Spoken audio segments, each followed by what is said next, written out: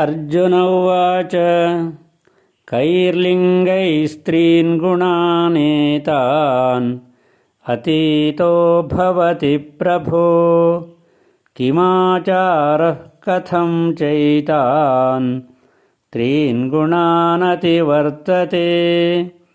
श्रीभगवानुवाच प्रकाशं च प्रवृत्तिं च मोहमेव च पाण्डव न द्वेष्टि सम्प्रवृत्तानि न निवृत्तानि काङ्क्षति। उदासीनवदासीनः गुणैर्यो न विचाल्यते गुणावर्तन्त इत्येव योऽवतिष्ठति नेङ्गते।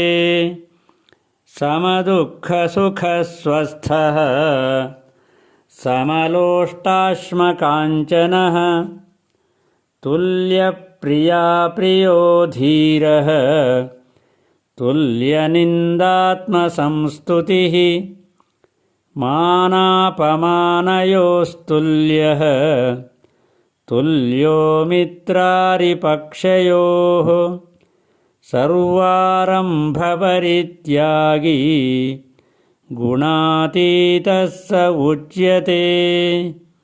हरिः ओम्।